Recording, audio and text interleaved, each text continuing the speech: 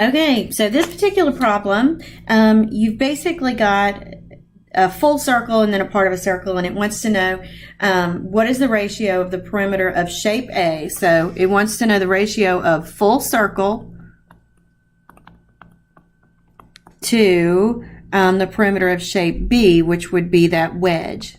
Now I'm going to go ahead and just clue you into to a fact that, or kind of like a pitfall that we get into.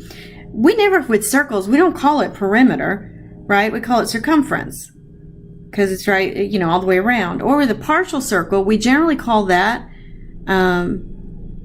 arc length. So why do they use the word perimeter? It's because, and notice very carefully, perimeter means every single distance. All right, so it's not just talking about the arc length, it's also talking about every edge, every line that you would draw to make that shape, which includes those two pink lines, okay? So first, the perimeter of this first shape is 2 pi r, the circumference, and the radius is 6, so that would be 12 pi. So I do know that I've got 12 pi as the numerator.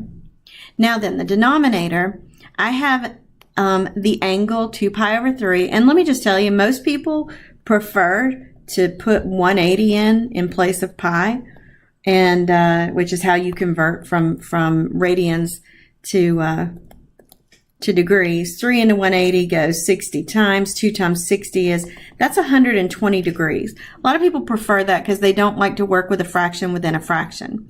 But this is in the part to whole way that you can find arc length. You would say, all right, I know that 120 degrees compares to the whole circle, 360, in the same way that the arc length, and remember arc length is that value that is green over there, compares to the entire circumference, which is 12 pi. Both of those circles, if the whole circle were there, they have the same radii, so that would be the full amount. So you'd be 360 x is equal to 1440 pi.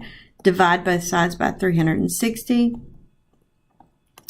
And you know that just the green part is going to be x equals, let's see, 12 goes into 36 3 times, 12 goes into 144 12 times, 3 goes into 3 once, 3 goes into 12 4 times. So it would be 4 pi, but 4 pi is nothing but this distance from here all the way around to here.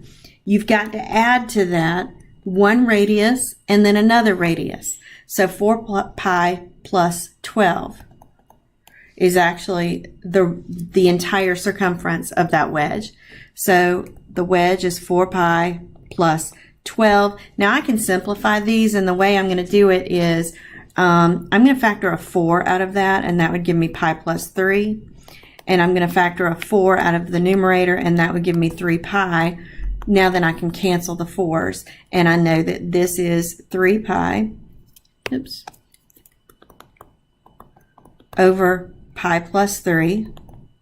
And let me just make sure, 3 pi to pi plus 3, or 3 plus pi. So here it is. The answer is C.